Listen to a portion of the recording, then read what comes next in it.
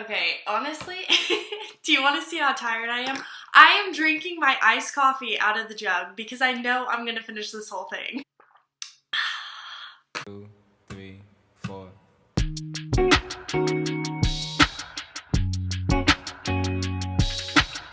Okay, hey, what's up? Welcome back to Module 9. Yeah, we are almost there. We're almost done. Wow. Yeah, wow. So we are just pushing right through. So, I was thinking we might spice up a little bit. Normally, we'll cover a little bit what we did last week, then we'll talk about what we needed to do this week, and then what we'll be thinking in the future.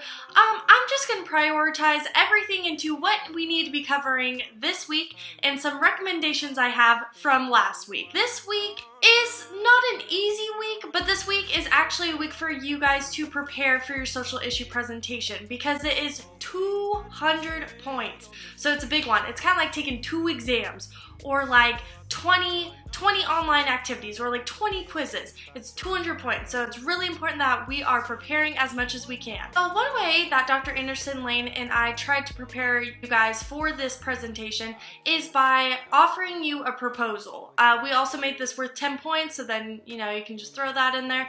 But basically, it's to make sure that you're on the right track. So most people in both sections took advantage of this opportunity to answer a few questions about their social issue that they might be covering, and then I get a chance to look it over and make sure that you're on the right track. So one thing that I saw across the board was some of the questions dealt with Monroe's motivated sequence, which is something that we covered last week. But when I was grading these answers, they didn't quite match up to Monroe's motivated sequence. So I started to think maybe that we didn't watch this video in Module 8. So on your to-do list, if you haven't already, or if you want a quick refresher, I highly, strongly encourage you guys to watch Monroe's motivated sequence. It's a very short video and it takes you through all the steps that you'll need to be doing for your social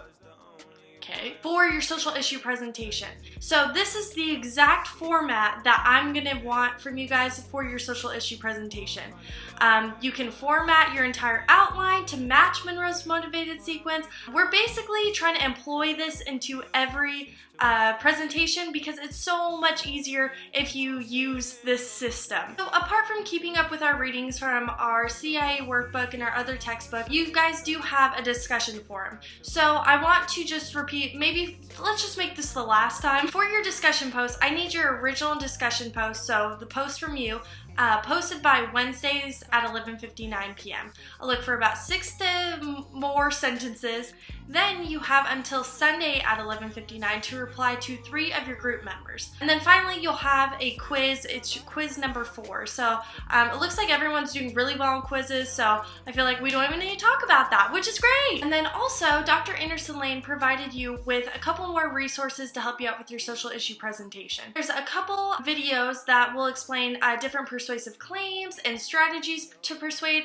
They're basically resources to help you with your presentation. So again, this week should just be used for completing your small tasks such as reading and doing a quiz, doing a discussion post, but mostly to prepare for your social issue presentation. Now that we've talked about the social issue presentation, I do want to talk about your peer teach group project. So I have only met with a handful of groups from both sections. There's still many groups that have not contacted me to set up an appointment, which is okay, we're still okay, but full disclosure, I'm also a student and I also have a lot of responsibilities too. So the sooner that I can have an appointment with your group, or at least have it in my planner scheduled, the easier that I can work around. Because once we get to around like right before Thanksgiving, that's when things get real hectic. So I was really hoping that this week, if you haven't already, if one person from your group could go ahead and email me with a date and a time that you can meet with me virtually. It doesn't have to be in person.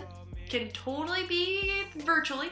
That would be wonderful. And that is pretty much it. So what we're covering is just your social issue presentation prep time, a couple small tasks, and then if you haven't already, please have one of your group members email me by the end of this week or the beginning of this week with a date and time that you can meet to talk about your peer teach group project. Alright, and if you have any questions, feel free to email me or visit me in my office hours. Alright, see you later. I can't say that I haven't tried to, but all your stuff is gonna